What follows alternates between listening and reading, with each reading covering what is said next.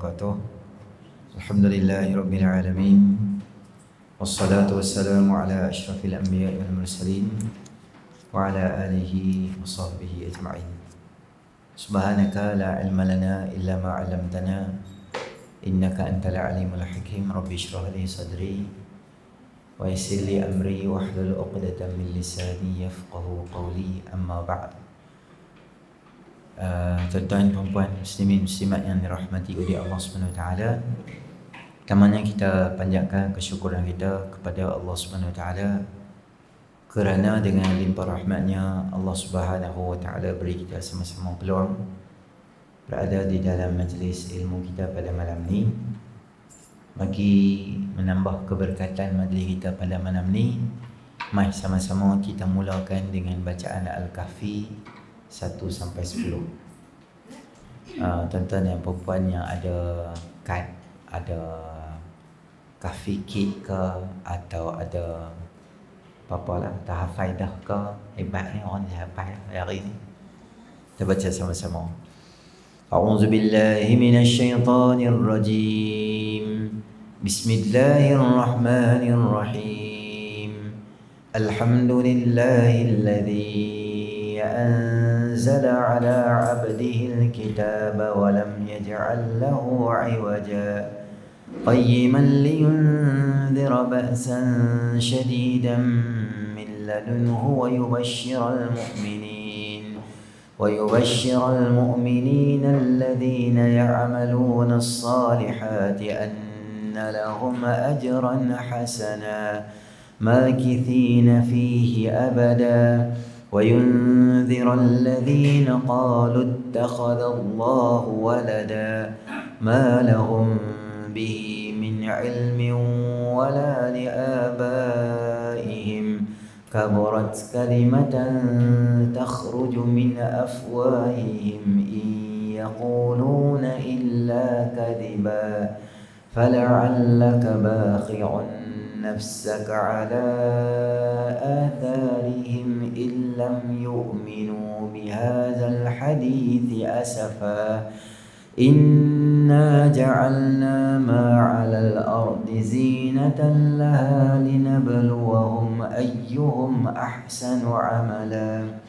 وإنا لجاعلون ما عليها صعيدا جرزا أم حسبت أن أصحاب الكهف والرقيم كانوا من آياتنا عجبا إذ أوى الفتية إلى الكهف فقالوا ربنا آتنا من لدنك رحمة وهيئ لنا من أمرنا رشدا. صدق الله العظيم. Baik, kita akan sambung kitab kita balik. Kita berhenti di tempat adab qada hajat, muka surat 62. Betul? Habis dah? Cara-cara sunat. Okey. Qala al-musannif rahimahullahu ta'ala wa nafa'ana Allahumma bi'ulumihi fid dharain amin ya rabbal alamin. Masih kita berada dalam bab berkaitan dengan adab qada hajat.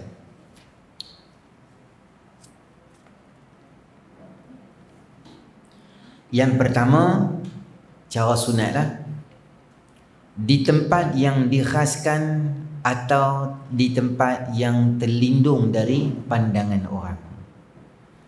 Bila kita nak dapat pahala sunat, kita nak pergi tandas atau qada hajat, kita cari tempat yang khas. Kalau kita sekarang ni tandas lah, yang khas. Ataupun di tempat yang terlindung daripada orang. Maka kita dah belajar dah dulu, haram buang air kecil ke qada hajat di tempat orang lalu lalang, di tempat yang semua orang boleh tengok. Tambah dia buat live ke apa-apa merepek gitu, dia duduk di tempat yang orang tak nampak. Contoh dalam tandas, tapi dia buat live, semua orang nampak tak? Tu pun tak boleh kot. Macam tu. Yang kedua, memakai alas kaki seperti slipper dan sebagainya. Sunat kita di dalam tandas rumah kita, kita bubuh selipar dalam tu. Jangan bubuh selipar yang licin, yang bahaya. Carilah selipar-selipar yang sesuai, supaya dalam tu kadang-kadang ialah tandas ni mengayak licin dan sebagainya.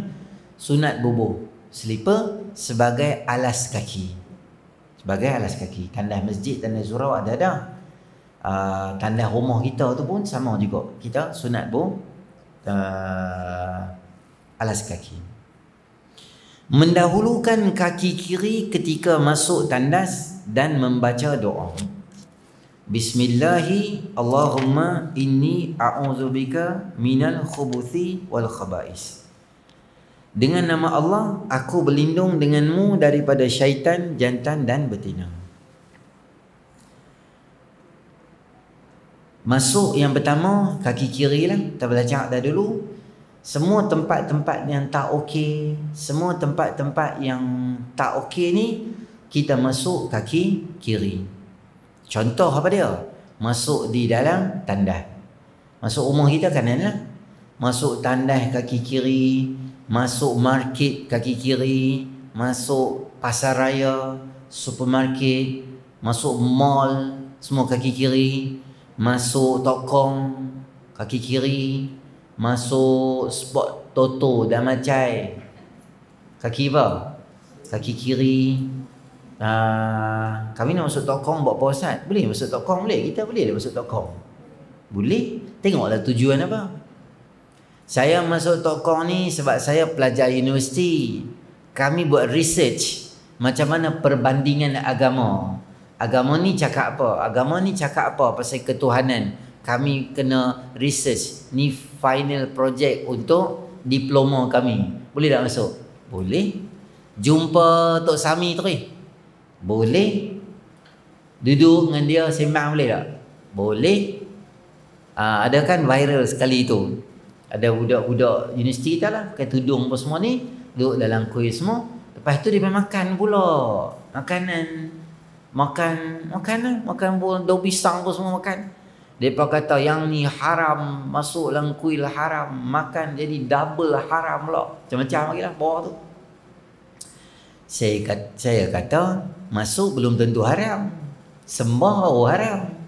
Masuk ada pelbagai tujuan. Mungkin kita masuk untuk apa? Sebab ada apa-apa tujuan lain kita masuk. Tengok tujuan kita masuk. Yang kedua, orang kata haram makan dengan daun pisang apa semua. Saya kata tengok dulu. Mungkin makanan tu dia beli kedai si kena. Cuma mereka lempak bubuh dalam daun pisang. Boleh makan dalam daun pisang? Ui, tak boleh ustaz. Tu orang bukan Islam makan. Orang bukan Islam kok mana hang beli makan nasi lemak pagi ada daun pisang kok? Kau makan atas daun kelapa. Makan daun pisang boleh makan? Boleh, tak ada masalah. Daun pisang ambil belakang tu ya. Tak apa, daun pisang bukan puja. Bukan. Sembahan tak, dia saja pokok belakang potong tu, lap-lap tu bubuh. Dia sip sikit, tak payah pakai pinggan, tak payah pakai sunlight dengan apa nak basuh tu. Dia murah sikit. Melainkan makanan tu dimasak oleh mereka tu lainlah persoalan. Dia beli kat mana tu soalan dia. Setakat boleh, setakat masak tak apa. Setakat orang beli kat mana lempak boleh makan tak apa, tak ada salah. Spot toto boleh masuk tak? Ataupun masuk dalam pub ke, tempat orang joget-joget kan, masuk kaki apa? Kaki kiri. Ustaz, kami nak masuk tempat joget buat apa? Masuk bukan tentu joget. Contoh lah. Contoh biasa bagi contoh. Kalau spot toto tu, kita jalan tepi tu, kawan sekolah rendah kita, dia sekarang duduk dalam tu, di kaunter. Dia panggil kita, Ahmad. Kita pun tengok, satu nama Cina payah nak keluar.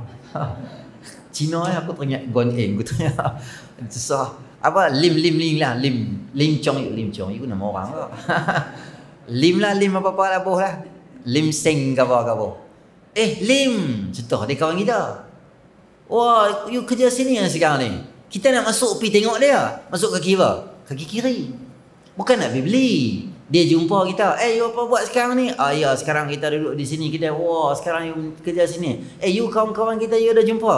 Oh tak jumpa lah, sekarang saya jumpa you je. Wah baguslah. You jangan beli ya. Dia ceramah kat kita pula. Dia tengok muka kita macam nak beli lah.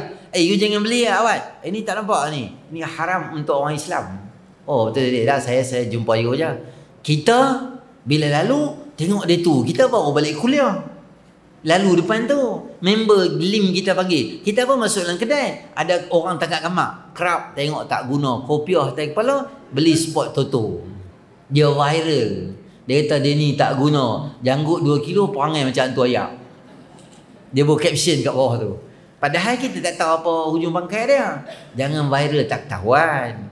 Mungkin dia pergi masuk dalam tu ada benda. Atau contohnya kita ambil duit, sebelah tu ada Maybank, masuk dah air sinar. Seronok. Tekan kira serap. Kira takut terlekat. Bank duit baru. Serap.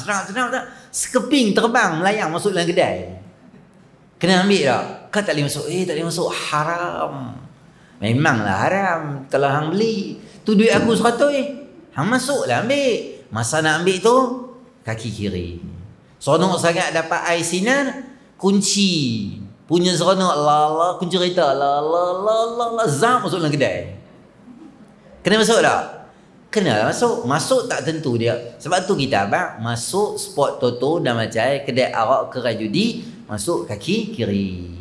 Kita polis SB Special Branch, tengok depan kereta kita ni accident macam Myvi yang tahan orang jahat dekat traffic light tu kan. Kereta tu nak jalan-jalan, polis hambat. Hambat dia berhenti depan apa? Pusat dangdut dan pusat karaoke, pusat joget. Dia tinggal kereta, dia lari masuk dalam tu. Kita polis, kita kena tak ambat dia? Ataupun kita kata bagi laporan kat ketua polis, sampai sini sahaja, sebab yang tu haram, saya tak boleh masuk. Tak boleh masuk. Bukan nak pergi beli arak, bukan nak berzina. Untuk apa? Untuk tangkap pencuri. Masuk dalam tu semua boleh, tak ada salah. Boleh tu masuk. Tapi bila masuk tu kena masuk kaki apa? Kaki kiri. Sama macam tandas lah. Dan bila kita masuk, kita baca doa. Allahumma inni a'udzubika minal khubuthi wal khaba'ith. Minta lindung daripada syaitan betina dan syaitan jantan.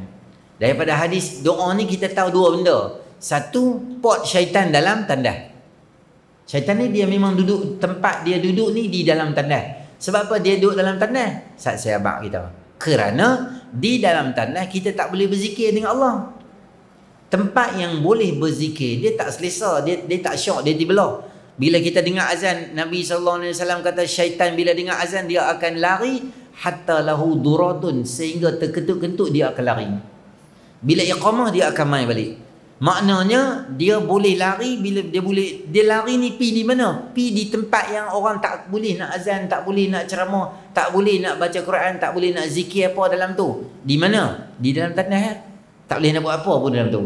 Sebab tu setan pun dia cerdik juga. Dia datang ni orang tak boleh zikir, biar aku duduk dalam ni. Dia duduk dalam tu. Yang nombor dua, kita tahu juga daripada doa ni, syaitan dia ada jantina dia. Jantina, jantan dan betina dia ada. Jantina tu maksudnya gabung lah.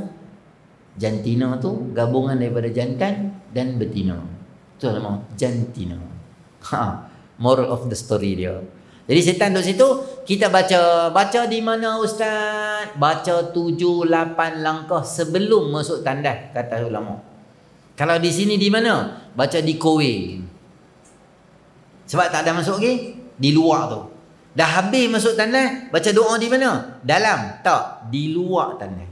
Ustaz kami ambil wuduk dalam tandas, boleh tak niat wuduk? Nawaitul wudu'a lillahi ta'ala. Nawaitu raf'al hadathil asghar lillahi ta'ala. Doa wuduk, apa-apalah. Nawaitul wudu'a lillahi ta'ala ke apakah. Boleh tak baca dalam tandas? Makruh kita baca doa macam tu dalam hati kita baca. Dalam hati boleh? Nak mandi wajib ke, nak niat ke, nak doa ke apa-apa, boleh, tapi dalam hati. Jangan talafuz, jangan lapas dekat niat macam tu. Apa-apa benda yang luaran tak boleh, tak dibenarkan di dalam syarak. Macam dalam Quran lah, cerita kan, handset kita jangan di luar tu, paparan ayat Quran jangan ada. Tapi dalam tak apa. Jangan dalam tanah, kita buka. Sakit perut dah ni, ulang dulu surah Hijr. Bismillahirrahmanirrahim. Lam ra rubama yawaddul ladzina kafaru law kanu muslimin. Kita kata qari mana pula ni? Qari jamban lah pada. Jangan dalam tanah tak boleh nak ngulang. Quran ke apa. Benda-benda tu tidak boleh kita bawa, kita bincang dah, termasuk dengan ayat-ayat Quran. Menutup kepala, sunatnya juga kita ada alas kepala kita. Dengan kopiah ke, dengan kain ke, dengan sesuatu, kita tutup di atas kepala kita supaya sebahagian daripada sunnah baginda Nabi SAW. Kalau boleh kat rumah kita bagi ada juga lah. Ni cerita ni bukan kata kat tandas masjid Surabaya. Cerita rumah kita pun kena ada juga. Kita masuk tandas, alaskan kepala tu. Diangkat kain sekadar hajat. Tak kala sampai ke tempat, bila kita nak pergi tandas, di dalam tandas barulah selak kain. Jangan dekat parking kereta ni selak kain lah. Dia nak pergi tandas, lambat lagi dia angkat kain. Saya tengok kadang-kadang kita tak perasan, mana tak berjurus benda-benda ni. Kadang-kadang pakcik-pakcik main sembahyang Jumaat, dia naik motor macam pakai seluar pendek lah. Tarik seluar begitu, elak betul, kopiah atas kepala. Ya hanana ni bau, misuak dua, tersebeh pula lagi kat atas. Seluar pendek, kain naik di atas gitu. La ilaha illallah. Tak kena macam tu. Nak naik motor boleh, betul dia elok. Anak kita nak hantar anak kita pergi sekolah, sama juga naik motor, bagi dia betul elok. Kalau boleh, orang perempuan dia pakai seluar yang panjang di dalam tu. Kalau naik motor ke, anak kita dah masuk sekolah rendah ke sekolah menengah tak utamanya, kita pergi hantar dia naik motor, tapi kita pastikan dia pakai seluar panjang di dalam tu. Supaya kalau dia naik, dia pakai ada stokin, dia pakai ada kain. Andai sekiranya terselak sikit, maka kawasan tu aurat dia tak nampak. Kawasan tu aurat dia tak nampak. Kena hati-hati juga. Tapi untuk aurat ni, saya beritahu, stokin tangan yang kita pakai tu, hand socks tu, kadang-kadang orang perempuan dia pakai baju tengah pendek, dia pakai hand socks macam tu. Macam tu tak kena juga. Sebab kita masih nampak aurat, bentuk badan tangan dia tu kita nampak macam tu. Dia hand socks tu untuk kita pakai tangan panjang, dia ada di dalam. In case terselak sikit, aurat kita terpelihara. Kita jangan pakai tangan pendek, lepas tu pakai yang tu. Tak apa kena macam tu. Kalau macam tu, kalau kita kata boleh, maknanya boleh lah orang pakai seluar, orang perempuan pakai seluar pendek, pakai seluar legging kat dalam tu. Kita kata tangan pendek boleh, seluar panjang boleh tak? Tak boleh, sebab dia nampak bentuk kaki tu tak boleh. Jadi orang perempuan ni dia dijaga di dalam syarak tu supaya dia sangat-sangat terpelihara. Tengoklah orang perempuan duduk sama-sama perempuan, masa semayang tak join dengan lelaki, pakai dah baju, pakai dah kain, telekung pulak lagi kat atas, sebab nak bagi longgarnya, tak mau bagi nampak bentuk badan, tak mau bagi nampak kaki, pakai pula telekung semua tu. Maksudnya Islam jaga sangat dengan orang perempuan ni. Tapi bagusnya kita, apa yang kita buat di dalam semayang, kita transfer di luar semayang. Maknanya akhlak yang sama. Jangan dalam semayang ni kita bagus, alhamdulillah tutup aurat, di luar kita jadi lalai, kita tak tutup juga. Yang tu tak apa kena lah. Kita bawa benda hak dalam semayang, di luar semayang. Jadi kain tu nak sampai bawa angkat lah. Jangan angkat awal sangat. Dah keluar tanah pun tutup lah. Jangan selok sampai saf depan duk selok lagi. Nak semayang selok gitu. Tak apa kena.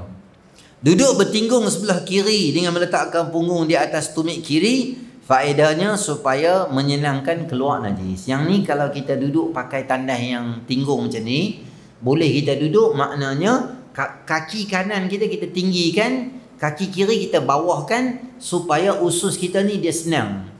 Hari biasa pun kita boleh duduk macam tu, Dan lebih-lebih lagi kalau kita ni masa macam lama tak pergi tandai, sakit perut, ada masalah dan sebagainya, ini kaedah yang sangat baik yang diajak di dalam syarak supaya memudahkan kita nak pergi tandai.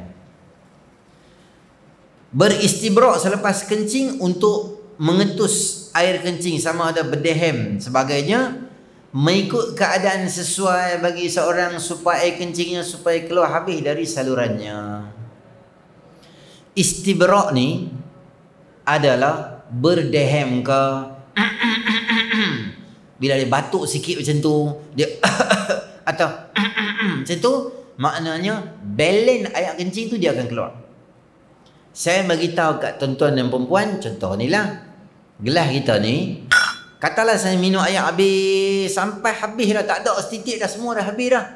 Kemudian saya letak gelas tu kat bawah. Bila letak, tunggu dalam 30 ke 40 saat, ayat-ayat balance kat dinding-dinding dia tu dia akan turun, dia akan ada lebih kurang 5 titik, 6 titik ada kat bawah tu. Kita tuang pula, ada lagi.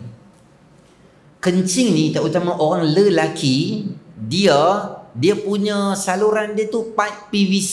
Lebih kurang macam ni lah pipe ni. Contoh lah. Jadi, kencing tu dah habis dah. Kadang-kadang kat dinding-dinding tu ada lagi. Bila kita istibrak, ataupun kita batuk, ataupun kita berdehem, ataupun urut di bahagian kemaluan tu di bawah tu bagi balance air semua keluar, maka tak ada lagi kencing tak lawas. Tak ada lagi kencing yang tak lawas, dia keluar bagi habis. Kencing ni orang lelaki bila dia kencing, dia pergi tandas, tak utamanya orang lelaki ni dia ada kadang-kadang penyakit tu dia akan main kencing tak lawas, dia akan main. Makna dia apa? Dia kencing dah. Terutama bila dah mai berusia ni kan, dia kencing dah. Kadang-kadang dia rukuk, dia rasa macam keluar lagi kencing tu. Kadang-kadang dia sujud ataupun duduk tahiyat akhir, dia rasa macam dia keluar lagi kencing. Maka orang lelaki kalau tak mau kencing dia tak lawas, kencing dia tak lawas kadang-kadang ada beberapa sebab. Yang pertama, suka tahan kencing. Perangai ni perangai tak baik. Laki ke perempuan ke tak baik. Dia boleh membentuk sulfur batu karang dalam badan. Rasa nak kencing, pi kencing. Jangan malas nak pergi tandas. Terutama kalau tuan-tuan dan perempuan nak pi jalan macam highway ke, tambah nak pi Jabatan Pulau Pinang, saya abang siap lah. Nak pi Jabatan Pulau Pinang terutamanya, baik kencing siap-siap tandas. Jangan harapkan tak apalah, tak ada apa kita nak pi. Kena lori gula terbalik, 3 jam duk keras tang tu. Oi, masalah tuan-tuan. Baik kita pi tandas siap-siap, jangan cari pasal. Nombor 2, yang pertama, jangan tahan kencing. Kencing tak lawas. Yang kedua, kita jangan tiba-tiba tengah kita kencing, jangan kita stopkan kencing tu tiba-tiba. Katalah kencing tu, contoh dia keluar 25 km sejam. Dia punya kelajuan. Kita jangan upgrade dia punya kelajuan jadi 75 km. Saja bagi kencing jadi cepat. Jangan. Biar dia kencing tu, biar dia keluar dengan tenang, dengan bahagia, dengan tenang dan bahagia, dengan kasih sayang. Biar dia keluar pelan-pelan tu. Hanya lajukan dia. Kerana laju ni, dia boleh jadi masalah. Biar dia keluar, biar kencing tu dengan tenang, tak boleh kencing kalut-kalut. Pergi tandas, dengan tenang bagi dia keluar apa semua tu, baru basuh semua elok, dia mengelakkan kencing tak lawas. Tuan-tuan ingat tak? Satu Arab Badui yang dia kencing dalam tandas lah, dalam masjid. Masa dia kencing tu, sahabat-sahabat bara, orang Pulau Pinang kata, bara betul kat dia, nak pergi haria, nak pukul dia. Tapi Nabi SAW kata apa? Jangan, tunggu dulu. Bagi dia pergi tandas semua habis, baru cakap dengan dia. Sebab apa? 2 sebab. 1, sebab apa Nabi tak bagi hambat dia? Sebab elok-elok dia duduk kencing satu kawasan, saat kita pergi hambat, habis terkabuk kencing satu masjid. Tak susah nak bilap satu masjid. Yang kedua, sebab dia tak baik juga untuk kesihatan. Tengah-tengah kencing, tiba-tiba berhenti. Saja-saja, tak bagus gitu. Katalah dia tengah-tengah kencing, dia kata, malas aku kencing, berhenti dulu. Tak boleh begitu. Dia jahanam. Sebab benda ni tak ada spare part, tak ada jual. Jahanam wabillahi taufik nama dia. Tu kena Jaga bagi dia elok. Sebab kipas dalam tu ada kipas. Bila dia habis, dia akan berhenti sendiri. Dia automatik, dia akan buka, dia akan tutup. Tetapi kalau kita derahkan dia berhenti tanpa sebab, lainlah tengah-tengah kencing bewok keluar. Contoh lah. Tengah-tengah kencing ulak sawa. Tunggu lagi memang arwah lah. Tak apalah sekali-sekala. Sengaja-ngaja jangan buat. Jangan lajukan dia, jangan tahan dia, jangan lajukan dia. Dua benda tu lah, supaya kencing kita tu dia lawas bagi elok. Kalau tak lawas, kita ni buat apa? Biasanya jangan kencing dekat-dekat dengan masuk waktu. Katalah masuk waktu 1.20, 1.10 kita pergi tandas siap-siap. Jadi dan lah, dia kadang-kadang nak lawas ke, dia nak kencing keluar sikit ke apa ke, maka dia akan jadi kemas elok balik. Dalam 1.20 kita boleh pergi tandas lah. Tapi tuan-tuan, orang dalam istilah bahasa Arab kita panggil salisul baul. Ada orang yang kencing keluar tak henti-henti. Ada juga dalam dunia ni. Sat-sat dia keluar sikit, sat-sat dia keluar sikit, sat-sat dia keluar sikit. Ada juga salisul baul. Orang-orang yang kencing keluar macam ni, tak henti-henti keluar macam ni, dia ada sedikit keistimewaan di dalam syarak. Macam mana keistimewaan dia? Contoh saya beritahu. Ada 5 benda dia kena buat. Kalau dia ni keadaan kencing dia salisul baul, kencing tak keluar habis, tak habis gitu. Apa dia buat? Mula-mula dia pergi tandas semua siap-siap, tapi yang pertama kena tunggu masuk waktu. Selepas masuk waktu, dia pergi tandas. Lepas pergi tandas, dia tahan dengan tisu ke, dengan apa-apa supaya kencing tu tak keluar.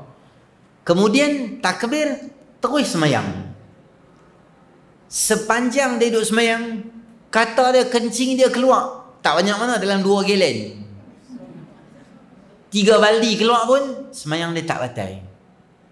Habis Assalamualaikum warahmatullahi, maka dia kena tukar balik salin apa semua untuk semayang satu lagi, kena salin pula. Sepanjang semayang dia tak batal.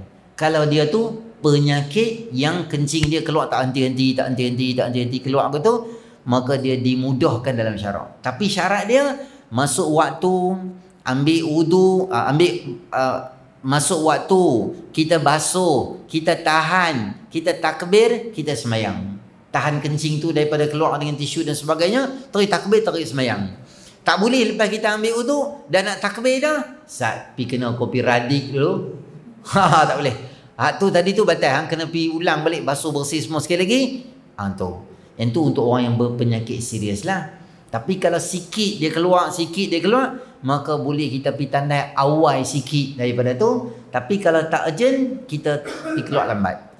Dia tahan kencing ni makruh dalam semayang. 3 benda tahan makruh. Yang pertama, kentut lah termasuk pergi tandai. Buang yang kecil, buang yang besar, semua tu kita kentut ke, buang yang kecil ke, buang yang besar ke, jangan tahan. Sebelum semayang, hang pi lepas dulu semua benda tu, sagi baru semayang. Bila yang jadi makruhnya tu ialah apabila kita semayang, kepala otak kita duk fikir kencing. Sebab tak tahan sangat kan. Ini bila nak habis? Ini bila nak habis? Tahiyat akhir tu genggam kain tu, bukan kata kain dia, kain orang sebelah pun digenggam. Kawan tu tak faham dia ni lah. Sebab dia nak tahan kencing sangat tu sampai tumbuk-tumbuk kapek lah. At-tahiyat ketepang. Yang tu merepek, tak payah semayang, pergi kencing dulu, baru main balik. Maknanya fokus kita bukan lagi pada semayang, fokus pada kencing. Hukum dia makruh. Hang buat apa? Berhenti semayang hang pergi kencing semua dulu. Walaupun hang masbuk 4 rakaat, insya-Allah Allah bagi pahala sempurna. Sebab kita mai awal. Bukan kita tak mau mai awal. Cumanya kita ni jadi tahan kencing. Nombor 2, kalau terlalu lapar sangat, maka makan dulu. Ketiga, sama juga nak kentut ke apa ke, nak buat yang besar ke, kita selesai dulu semua benda tu, maka kita semayang dengan tenang. Wa aqimis salata li dhikri. Sembahyang untuk ingat pada aku. Tapi semayang kita tak ingat Allah Ta'ala. Semayang kita ingat kencing. Dengan duk maki duk imam 7 kilo. Jadi semayang dia tak kawan. Maka pi tandah dulu, selesaikan semua benda, baru kita hidup dengan tenang. Jadi mengikut keadaan yang sesuai bagi seorang supaya air kencingnya keluar habis daripada salurannya. Yang ke-8, melabuhkan kain sebelum berdiri. Maksudnya sebelum keluar daripada tandas, kita dah selesai semua, siap dah. Jangan keluar aku tu kain kat bau. Keluar baru pakai. Ada yang buat begitu, malu kat orang kopiah atas kepala.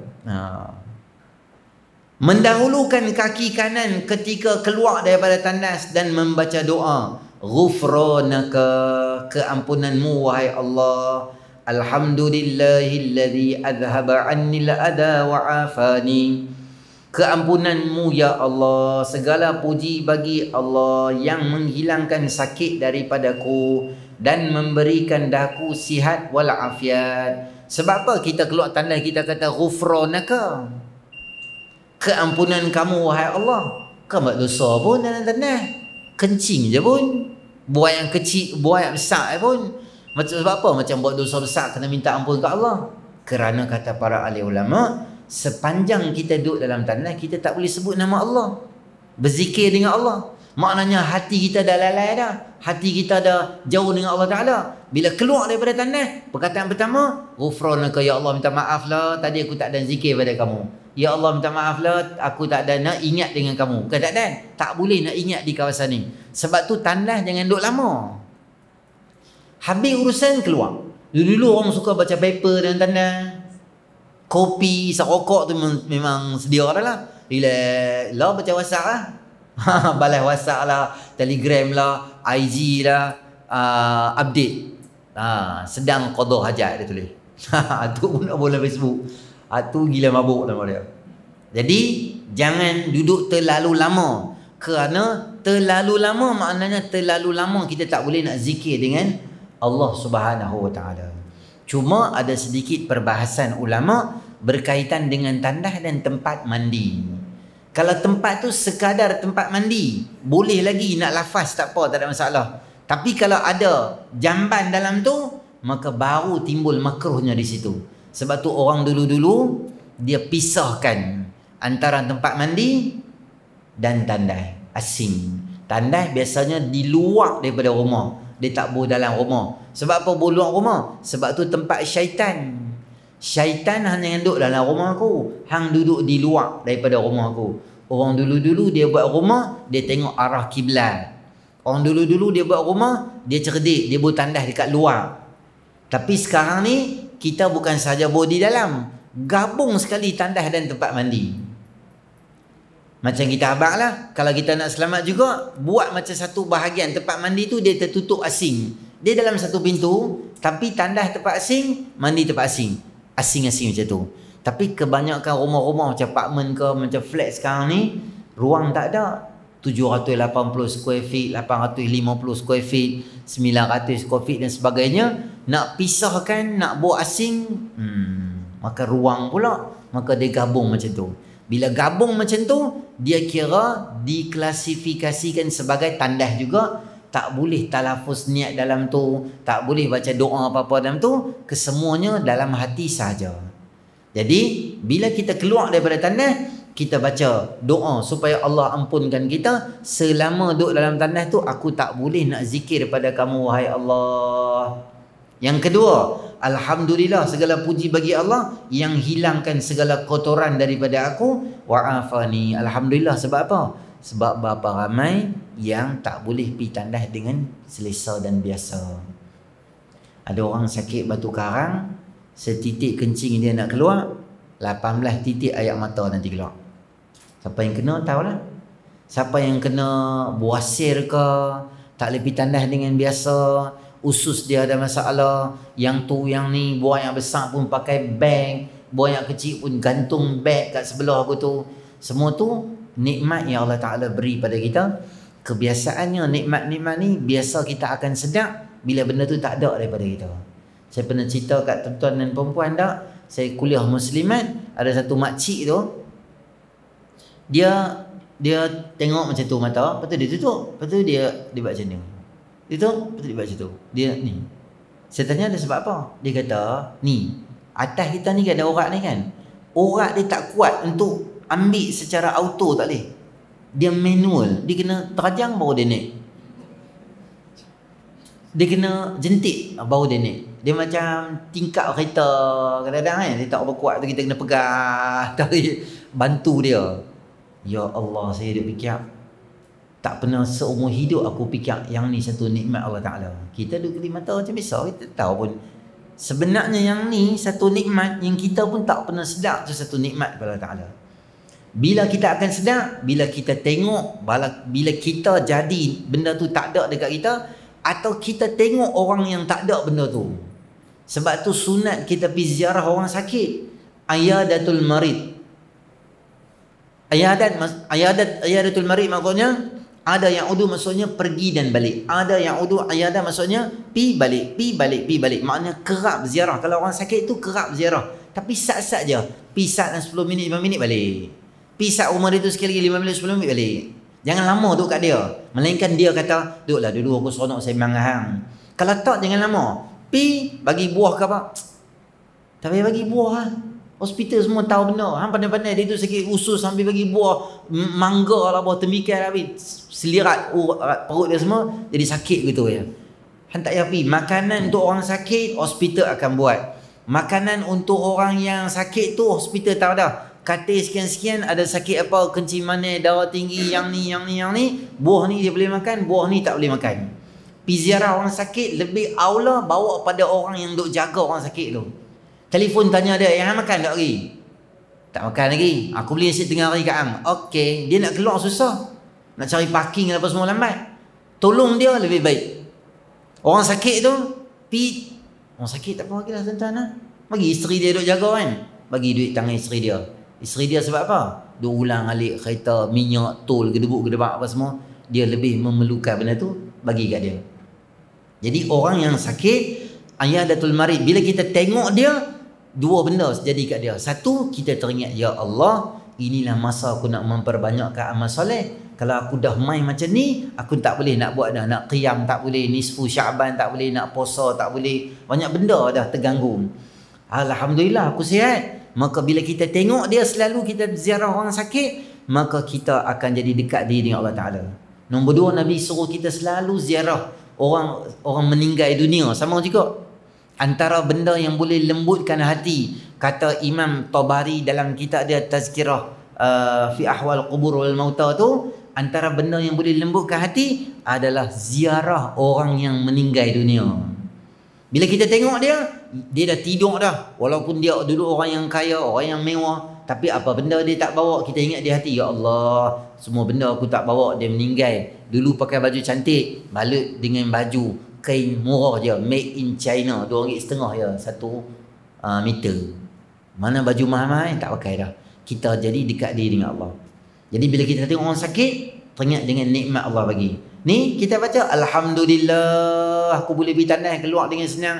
Alhamdulillah, aku nak pergi tandas pagi senang. Orang tak payah pimpin dan usung aku. Berapa ramai orang kat dunia ni dia sakit, dia nak pergi tandas, dia kena hajat dengan orang. Ada orang kena usung dia, ada orang kena papah dia, kena pakai pampers dan sebagainya. Allah bagi aku sihat, alhamdulillah. Sebut bukan di mulut saja, ingat di hati. Ini nikmat kesihatan yang Allah Ta'ala beri pada kita, yang telah hilangkan semua kotoran daripada aku, wa'afani, dan beri kesihatan pada aku. Kotoran apa? Kotoran badan kita semua lah. Kotoran kita keluar tu lah. Buat yang kecil ke, buat yang besar ke, kotoran tu dia dah keluar. Tapi kotoran ada lagi dalam badan kita, ada. Selalu najis ada. Di perut ada najis tak? Ada. Telinga ada najis? Ada. Di hidung ada, tak hidung. Di mata ada, tak mata. Di belakang telinga ada, daki. Dalam perut ada. Tiap-tiap hari bawa najis. Tang mana kita nak belagak dengan Allah tu? Kalau kita kata kita hebat, kita ingat balik, aku ni hebat terang mana? 24 jam duk bawa najis. Daripada atas kepala ada daki sampai kuku bawah ada daki. Lain semua najis gitu. Allah, tak hebat mana apa aku ni? Kata Imam Hasan Al-Basri, ajibtu liman kharaja min majriyal bauli kaifa yatakabbar. Aku heran orang yang keluar daripada saluran buang air kecil. Macam mana dia boleh sombong dengan Allah? Padahal tak ada apa pun kita di sisi Allah. Meninggal pun jadi apa? Jadi mayat. Orang kata jenazah bila nak bawa turun. Orang tak kata pengarah bila nak semayang kat dia. Taklah. Sejurus selepas meninggal, kita punya name tag tukar. Daripada pengarah, terajang buang, tukar pakai apa? Nama dia jenazah. Semua orang ada satu name tag yang sama. Jadi tak payah sombong, tak payah belagak. Dan selesai istinja, maka kita sunat baca Allahumma tahhir qalbi minan nifaqi wa hassin farji minal fawahish. Doa ni doa yang sangat baik. Saya harap tuan-tuan dan puan-puan dapat baca dan amalkan setiap hari dalam kehidupan. Allahumma tahhir qalbi minan nifaqi. Ya Allah, bersihkan hati aku daripada sifat nifaq, munafik. Wa hassin farji minal fawahish, dan peliharalah kemaluanku daripada segala perbuatan-perbuatan yang keji. Banyaklah hasil-hasil daripada dosa yang berlaku atas nama kemaluan. Kalau kemarin tuan-tuan baca, budak umur 17 tahun 2 bulan lari daripada rumah, tak tahu pergi mana. Duduk di satu tempat di satu negeri lah. Kemudian selepas 2 bulan, hasil risikan jiran-jiran report dekat Jabatan Agama, duduk dengan satu lelaki umur 20 tahun, sudah 2 bulan duduk dengan lelaki tu. Jadi macam suami isteri dah, tapi tak menikah. Tu satu. Banyak bila mai daftar anak di sekolah, yang mai mengaku kata kami tak kahwin lagi. Anak 3 orang dah, anak 4 orang, tapi dia tak pernah daftar perkahwinan dia. Hidup pindah-pindah, takut orang sedar. Kita kalau jiran satu main pindah di rumah kita, bawa anak 4 orang, ada kita pergi tanya dia, hang kahwin ke belum? Kita ingat apa? Mestilah kahwin. Takkan nak suruh aku tanya benda tu. Jadi macam pelik lah pula. Macam orang duk semayang kat surau, kita mai kat surau, kita tanya, hang Islam ke kapiak? Agak-agak lah nak tanya pun kan. Islam lah. Dan kita tengok dia tu dah bawa anak, dengan bawa family semua, dengan anak isteri. Kahwin lah kot. Rupanya tak kahwin. Dia masalah tu berzina, hari berzina. Syaitan ni, kalau orang tu tak kahwin, duduk berdua macam tu, dia akan menambah seronok orang tu, bagi seronok. Tapi once dia dah kahwin je, syaitan akan bagi tak seronok benda tu. Dia bagi rasa biasa, bagi rasa tak ada apa, macam tu. Orang yang bercinta naik motor 2 orang ronda sini ronda sana, dia akan bagi seronok. Syaitan dia akan membina benda tu supaya dosa tu lebih banyak lagi. Sebab tu dia benci sangat orang kahwin. Bila orang tu dah mula kahwin je, maka semua benda yang dosa sebelum tu dia jadi pahala. Pegang tangan perempuan dulu sebelum kahwin, dosa. Lepas kahwin pegang tangan perempuan, dapat pahala. Dulu naik motor dengan perempuan, masa markah dia, sini sampai ke pintu depan kidar tu, ada dia break dalam 800 kali break. Sebab apa? Sebab semut, sebab anak semut, pak menakan semut, break saja. Covid lah macam-macam. Dosa lah tu. Tapi bila dah kahwin, benda tu berpahala. Tapi bila dah kahwin, break tak tu? Tak break dah. Biasa kita tengok kalau orang tak kahwin, naik motor macam mana?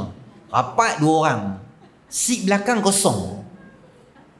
Mereka sesuai beli motor mama roti tu. Sebab belakang tak ada seat, dia bawa roti kan. 2 orang duduk depan. Silap air bulan, lelaki tu duduk dalam bakul. Macam kera pula bawa duduk dia gitu. Tak nampak gitu. Bila? Sebelum kahwin. Tapi bila lepas kahwin, jauh. Laki atas meter, perempuan atas lampu merah belakang tu. Kosong, tak ada siapa yang bawa motor. Tengok siapa bawa motor sebenarnya? Dia kosong. Padahal masa tu zaman pahala. Syaitan dia tak mahu. Sebab tu kadang-kadang Suami isteri naik kereta nak main ceramah, suami dia pegang tangan isteri dia. Bagi isteri dia, janganlah orang dah wuduk. Oh, biar pilah wuduk, bukan nak pergi Sungai Petani ambil kat masjid, bukan ada masalah apa pun. Dekat tu je. Suami pegang tangan, dapat pahala lah, baguslah. Suami bawa kereta tu, abang pegang tangan dia orang, barulah kemesraan tu ada antara suami isteri. Ni dulu gatai nak pegang. Dulu tak macam bangga sangat aku dah markah jalan tu. Tapi bila kita dah kahwin, jaranglah kita pegang dah. Saya tengok di Mesir, Tok Wan umur 70, 80 pegang tangan jalan dua orang. Orang tua Arab Mesir tu dia macam satu benda yang biasa. Kita kalau pegang tangan, orang kata gatai lah apa. Bini dia tak. Kalau dia pegang tangan bini hang, marah lah. Jadi kita jadi tak tahu gitu. Jadi hubungan suami isteri tu dia akan jadi baik bila ada unsur kasih sayang. Benda yang tak boleh buat dulu, kita buat. Kita pun dulu kerap dah bagi hadiah dekat pasangan kita. Masa bercinta, 7 tahun cinta. Habis segala bunga kat taman dia bagi. Bunga tiap ayam pun bagi. Bunga tayar pun dia korek. Tayar tu dia buat bagi dia. Abang tak ada bunga dah lah, bagi bunga tayar kat kang. Bunga tayar pun bunga tayar. Bunga tayar pun bunga tayar lah dia bagi gitu. Tapi sekarang bagi bunga tak bagi bunga, malam sikit dia pergi tanya tidur waktu je. Sebab tu orang yang dah berkeluarga, jangan kita tinggal doa ayat 21 surah Ar-Rum, wa min ayati an khalaqalakum min anfusikum azwajan litaskunu ilaiha wa ja'ala bainakum mawaddatan wa rahmah inna fi dzalika laayatin liqaumin yatafakkarun. Ada kat mana ni? Dekat kad kahwin. Ada? Kita tak tengok kat kahwin tak? Tak tengok, pegang kat kahwin tu. Kenduri kat mana? Menantu siapa? Tarikh bila? Siapa masak? InsyaAllah lah kita pergi. Dah aku bagi kad kat hang, buat apa? Tengoklah semua tu. Dia telefon pula. Masa kenduri tu. Kenduri hang ke hari ni? Dia tak, minggu lepas habis dah. Minggu lepas. Yang tadi suami aku pergi kenduri siapa? Kenduri siapa pula dia pipi, dia silap. Kenduri dia. La ilaha illallah, penat aku mencari yang kat rumah. Kalau wakil kad marah, dia kata amboi kenduri anak wakil-wakil kat orang. Dan aku pergi hang tak mai pula. Jadi gitu. Dalam kad ada tulis biasanya ayat tu. Ayat 21 surah Ar-Rum. Selalu-selalulah baca. Kadang-kadang jodoh ni Allah Ta'ala nak panjangkan dengan rahmat Allah Ta'ala ni, dia kadang-kadang nak jadi benda cerita sikit-sikit gitu, dia boleh jadi macam-macam lah. Jadi kita doa kat Allah SWT supaya benda tu dapat berkekalan. Dia asal dia daripada orang yang tak kahwin tadi tu. Dia rawit sampai ke naik motor dua orang. Kan kat tak kahwin, depa tu satu tak kahwin duduk dengan pasangan Islam. Ada tak kahwin duduk dengan pasangan non-Muslim. Dah kau. Maknanya berzina seumur hidup dengan orang bukan Islam. Dia boleh tinggal. Dia kena daftar perkahwinan tu untuk apa? Salah satunya untuk orang perempuan tu lah, tak utamanya. Kata lelaki tu cerai, dia belah. Hang nak jumpa siapa? Jumpa mahkamah.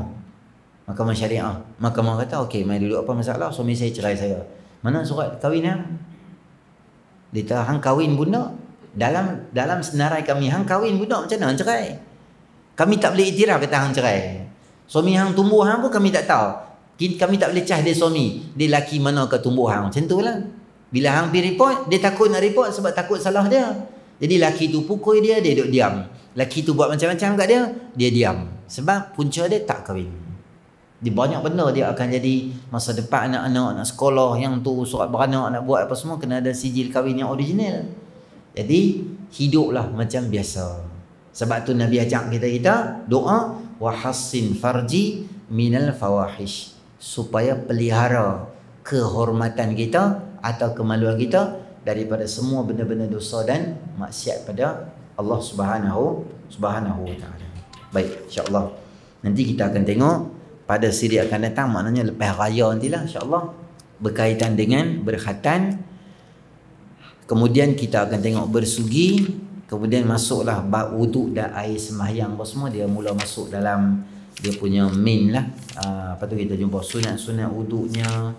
Kita akan jumpa panjang lah, wuduk ni panjang.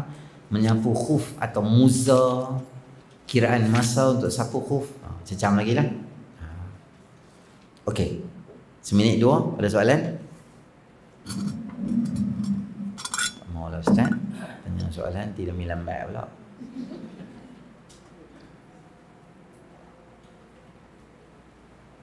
Baik, 1-2 saya cakap lagi, lepas tu kita habis. Hari ni 15 Syakban, esok 16 Syakban. Mulai esok tak dibenarkan untuk puasa sunat lagi. Kecuali untuk orang yang puasa istiqamah, Isnin Khamis, Isnin Khamis, Isnin Khamis. Orang yang istiqamah ada istimewa dia. Istimewa dia apa dia? Dia boleh pecah border. Larangan tu dia boleh untuk dia. Yang kedua, orang yang puasa paling afdal, siapa dia? Puasa Nabi Allah Daud alaihissalam. Nabi Daud puasa macam mana? Hari ni puasa, besok tak puasa. Hari ni puasa, esok tak puasa. Mudah faham, 360 hari 180 hari dia puasa, 180 hari tak puasa. Jadi Ramadan nak mai tak lama lagi. Bukan. Jadi start daripada esok, puasa sunat tak dibenarkan. Puasa wajib kami tak boleh puasa dalam Ustaz, ganti-ganti. Ganti tak masuk dalam undang-undang. Undang-undang untuk sunat sahaja. Kita ganti, hukum dia wajib. Mesti puasa sebelum Ramadan akan datang nak mai tu, kena puasa bagi selesai habis. Itu yang pertama. Yang kedua, saya cadang, macam mana kita di kalangan kita ada tak kita plan baju raya tahun ni color apa, tirai tahun ni biasanya lah. Hak set duk kidah ni set bertakwa lah. Tak ambil tahu dah Ustaz, kami 500 tahun untuk pakai tirai tu ya. Contoh kan. Jadi kita bila dah plan macam tu untuk raya dan sebagainya, cuba tahun ni kita plan untuk Ramadan pula.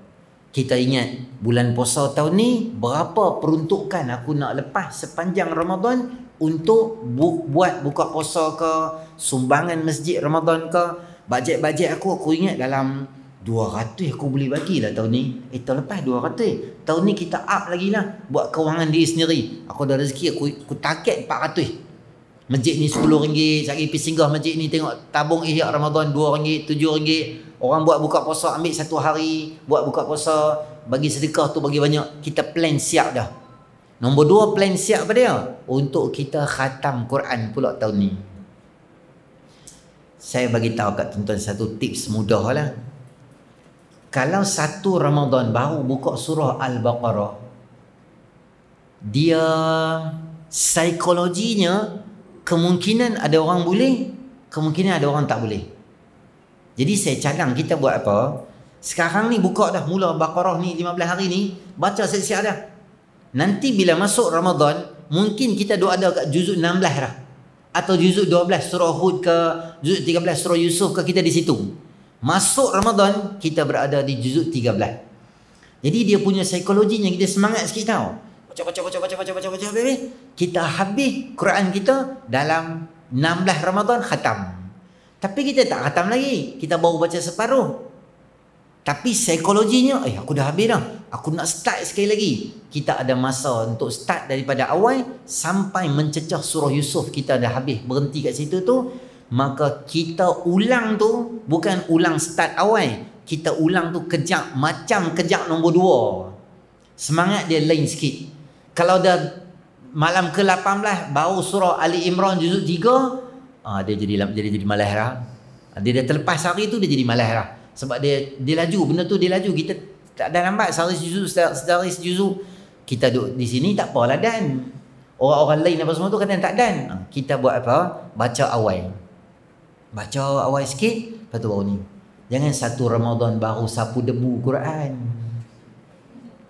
Aku nak cari Quran tak mana tak tahu. 2 tahun lepas tak belakang ni masa PKP tak baca terus.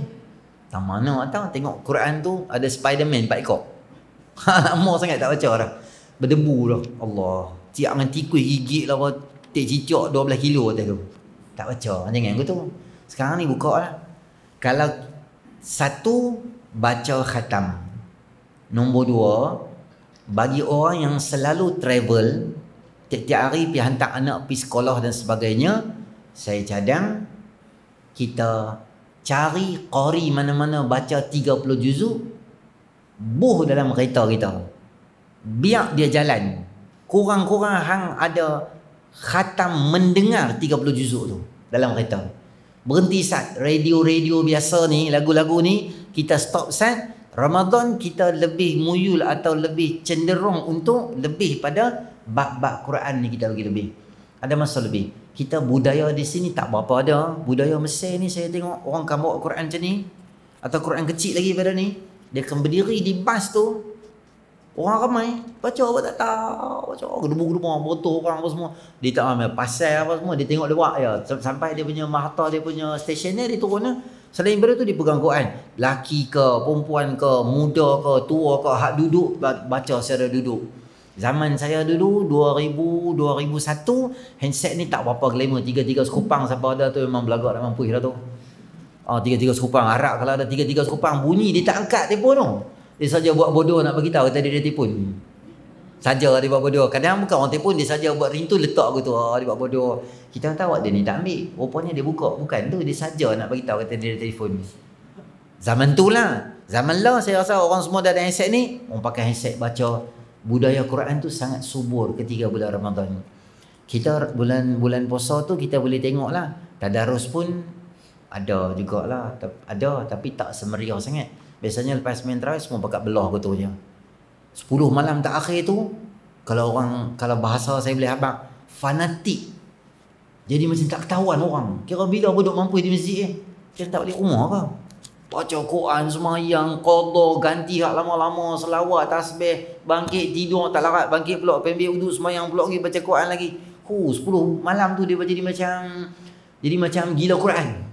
Lagi teruk dia punya gila macam tu lebih. Main 27, main 28, malam 29 tu pakat menangis dalam masjid, semayang subuh pun doa menangis sebab nak habis dah Ramadan. Dia semangat. Jadi semangat tu kita nak bina, jangan serta keluar. Kita dululah kena bina sikit lah. Biar kalau boleh di rumah kita tu Quran selalu jalan. Kalau boleh di kereta kita selalu jalan. Kita pun selalu baca. Dengan anak-anak kita pun kita pesan apa semua macam tu. Supaya kita kalau boleh dapat banyak dekat diri kita dengan Al-Quran. Sebab kita pun tak tahu boleh hidup ke tak sampai Ramadan ke tak tahu. Doa lah balik kena Ramadan. InsyaAllah Allah panjang usia. Dan sepanjang Ramadan tu boleh tak kita nak habiskan usia kita. Dan kalau habis pun tahun depan kita kata tak apalah tahun ni tak dan tahun depan kot. Tahun depan ada. Kita tak tahu ada tak ada. Jadi kita buat apa? Ramadan tahun ni kita cari. Kalau boleh saya selalu pesan Quran jangan tukar. Bagi kita punya mushaf kita sendiri satu kita punya tu. Dia berkat kalau baca Quran kita je. Satu tukar Quran ni, satu tukar Quran ni. Boleh lah tak salah. Tapi kalau ada kita punya kita senang. Tanda ni Waqi'ah, ni Yasin ada sini, ni surah ni, surah ni. Kita boleh tanda kalau Quran kita. Quran masjid semua tak ada tanda gitu. Bagi ada mushaf kita kena ada satu, tasbih sendiri kena ada satu. Belilah Maidin murah.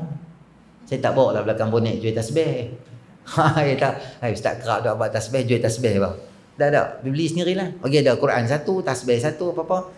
Bulan puasa ni kita buat marketing kita. Macam mana kita buat marketing raya? Marketing untuk puasa kita. Derma banyak mana, puasa banyak mana, qiyamul macam mana, Lailatul Qadar kah? Tahun ni aku kata memang aku kena dapat lah. Sampai bila aku nak cari Lailatul Qadar. Nabi-nabi yang dulu pun tak ada Lailatul Qadar. Berani saya habaq. Nabi-nabi dulu tak ada Lailatul Qadar. Lailatul Qadar hanya umat Nabi SAW sahaja. Berapa kali kita dapat Ramadan? Berapa kali kita dapat Lailatul Qadar? Nabi puasa berapa kali? Seumur hidup Nabi? 9 kali. Puasa mula disyariatkan 2 hijrah. Nabi SAW meninggal 11 hijrah. 9 kali Nabi puasa. Kita berapa kali dah Allah ketemu dengan puasa? Banyak dah. Berapa kali kita dapat Lailatul Qadar tu? 10 malam tu. Maka tahun ni kita balik rumah, Ambil satu kertas A4, buat macam mana aku nak buat planning dan marketing untuk bisnes Ramadan aku, bisnes akhirat. Bisnes dunia tak apalah, jaga kuih ke apa bagi dia jalan. Untuk akhirat kita sama jalan juga. InsyaAllah saya doakan Allah panjangkan usia kita dan Allah terima amalan-amalan yang kita lakukan di sepanjang bulan Ramadan, dan insya-Allah lepas raya kita sambung balik kuliah kita. Boleh? Boleh nah? Insya-Allah. A'udzubillahi minasyaitonir rajim. Bismillahirrahmanirrahim. Alhamdulillahirabbil alamin. Wassalatu wassalamu ala asyrafil anbiya'i wal mursalin wa ala alihi ajma'in. Allahumma anfa'na bima 'allamtana wa 'allimna ma yanfa'una wa zidna ilma. Rabbana atina fid dunya hasanah وفي الآخرة حسنة وقنا عذاب النار. صلى الله على سيدنا محمد النبي الأمي وعلى آله وصحبه أجمعين والحمد لله رب العالمين. السلام عليكم ورحمة الله. سبحانك اللهم وبحمدك أشهد أن لا إله إلا أنت أستغفرك وأتوب إليك. والعصر إن الإنسان لفي خسر إلا الذين آمنوا وعملوا الصالحات وتواصوا بالحق وتواصوا بالصبر. سبحان ربك رب العزة عما يصفون والسلام على المرسلين والحمد لله رب العالمين.